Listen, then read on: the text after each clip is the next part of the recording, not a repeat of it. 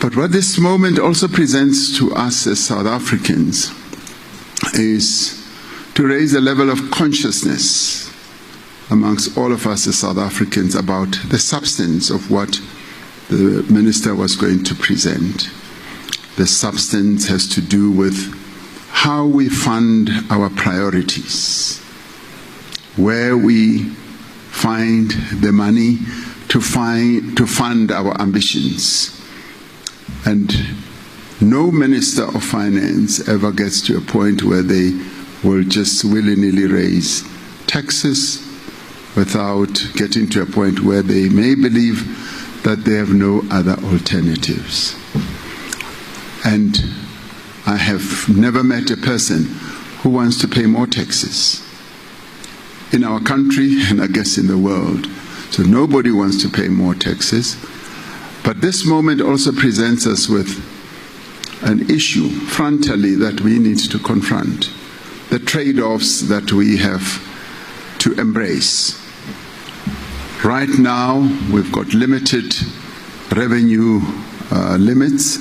Our revenue, as it stands, is not able to fund every priority, every ambition that we have. So the Minister of Finance scrounges around to find money. So, in the end, as South Africans, we therefore need to sit back and say, how are we going to stop? And I think the Minister of Finance sought to address this yesterday. How are we going to get over the budget cuts? How are we going to continue funding all our priorities? The public servant salaries, the teachers, the nurses, the doctors, and the SRD, the grants that we've been paying to unemployed people. So the debate and the discussion needs to ensue around issues like that.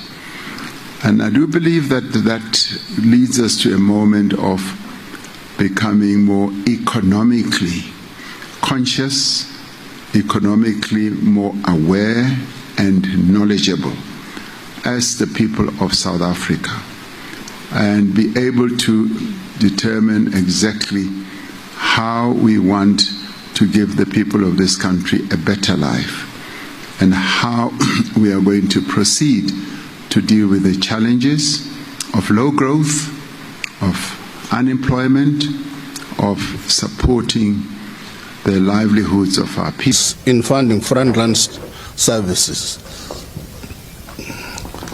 In funding frontline services, health, education, and so on. About 2 weeks ago, there was a march to my office by doctors and so on. As we speak, there's a threat of losing 19,000 teachers in KZN. Department of Correctional Affairs, as we speak, have got a challenge even with their current employment levels to even pay the existing employees. We've had a similar challenge with the defense. So I can go on and on. And the main issue here is the issue of a 2 percentage point on VAT. And I indicated earlier that at the end of the day, government doesn't have enough money now, and we can talk about whether or not they've got money, they're spending it wrong, but they need this additional 60 billion rand. So where do they get it? What options do you think are available for government? Well, one of the options government has, we have the most expensive public service in the world as a percentage of GDP, of gross domestic product of South Africa. There was a report produced a couple of years ago, looking at the wage bill of the South African government. It was produced by the International Monetary Fund. Even they were shocked. The South African public service consumes 16% of gross domestic product as pay to the public service. Similar countries to South Africa, like Thailand, Indonesia, Chile, in South America, it's only 6%. So we have a hugely paid public service, which frankly, the question about its efficiency, the jury is out on that. But we have a hugely overpaid public service, which is a mega cost to the economy. The government can go there and reduce the cost of the public service. That would be where they should go. The unions always say, Mr. Mbeki, that that's not really the issue according to them, because we always see, for instance, nurses are always protesting and saying, we're looking for jobs. Government often complains and says we don't have enough doctors, we don't have enough nurses. So if the wage bill is bloated like that because there's supposedly so many people who are in the state and paid by the state, then why does government often complain about the lack of people in specific sectors? No, but it's because the government officials themselves are part of this overpaid army of public servants. You know, when you walk into parliament as a backbencher, you earn, just walking through the threshold, you earn R1 million a year without doing anything. You can just go there, go into parliament, go into your seat, fall asleep, you earn R1 million. So we have this hugely overpaid, the president of South Africa earns more money than the chancellor of Germany. Germany has an economy many times the size of South Africa. But so we have a hugely inflated, in terms of pay, of the public sector.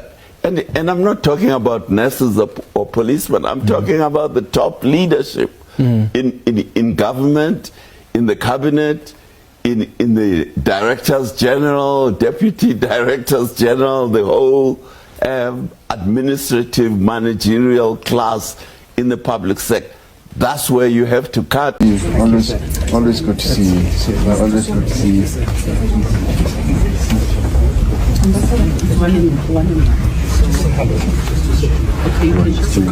That's you like cusp. I am totally under your command. No problem. How are you? I'm very good, sir. How are you? I'm very well. Thank you for being here in person.